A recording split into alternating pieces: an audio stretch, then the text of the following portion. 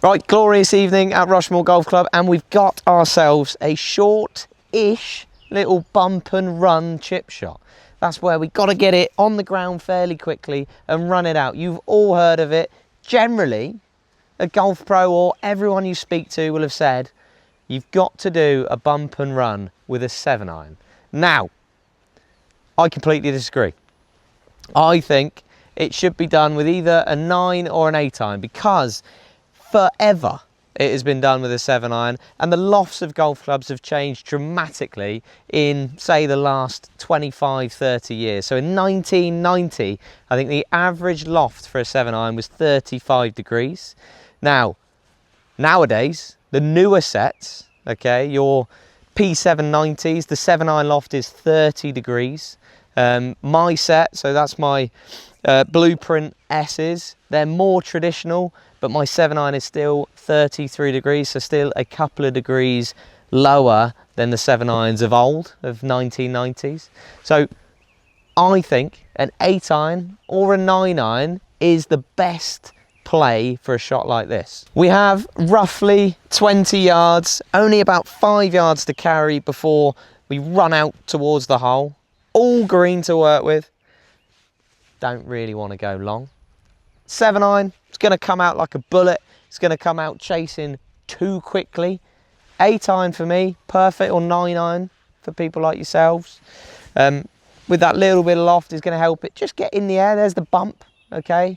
And then need a little bit more run. We don't want a scoot. That's exactly what we don't want to see. So now that we've got an 8 or a 9-iron, we can make sure that we hit slightly down on the ball. I think when you've got too little loft in your hands, your wrists are going to work overtime. They're going to try and help the ball up. We actually need to be hitting down on it to make it bump forward and run out. That's how you ensure slightly better strikes. So what are we going to do slightly differently with our setup? Well, I still want the ball in the middle of your stance. Okay, I don't want it back. Again, we're just de-lofting it too much. Your body, and I see it all the time, is going to go, oh, well, I've got to try and help this ball up. Actually, get it in the middle.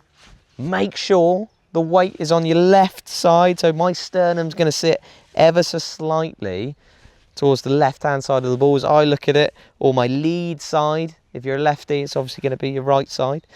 Going to get slightly closer to it. I don't want to be too far away. Again, it's going to help with my low point. So a bit closer, touch taller, weight on the left. And nice and simple, I want pendulum-like motion. Okay, like you're a grandfather clock. Your wrists are not going to be moving much at all, especially because you've got less loft in your hand, okay? If I have more loft, then maybe I've got to add a bit of power, so there has to be some hinge, but we've got less loft, so we don't need to.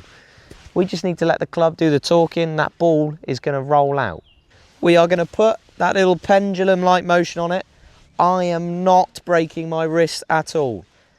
The golf club is an extension of my arms, okay?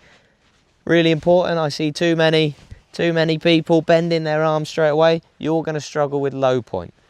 So now that we're in that position, with our lovely 8-iron I got in my hand, or 9-iron that you might have in your hand, we are going to make sure we bump it and run it all the way down to the hole. You're not going to believe where this has gone. Just lipped out. Unbelievable. Really nice and easy though. I've only landed that about 5 yards. It's run the rest. Again, with a 7-iron, I can't control that.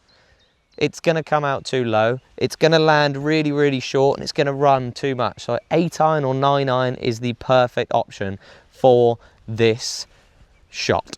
Right, here's another example. Feet close together, weight on my left side. I'm closer to the ball and my sternum is to my lead side.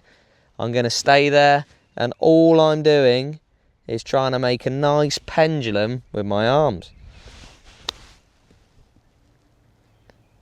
And with that 8-iron, that ball is going to run out wonderfully. I judged that really well. I'm quite happy with that. I'd be very happy in a tournament. One thing that you can do that is going to help you out with these is film yourself. Film yourself from side on. Are your wrists working overtime? Is your left arm and your club working as it should, as one, okay? Or are they fighting against each other? In your back pocket is a key to being much, much better at golf. You have one of these things. We've all got them. A phone. Record yourself. Look at what the pros are doing, okay? Try and replicate it. I used to do it as a kid all the time. Get my phone out, I'd look at Rory McIlroy's golf swing, I'd look at Rory McIlroy's posture, and I'd try and recreate it, and I'd film myself trying to do it.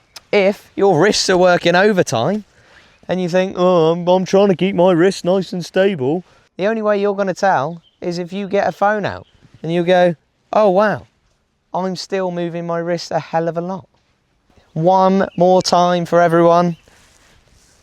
Feet nice and close together, sternum to the left of the ball, to the lead side of the ball. Weight on your lead side.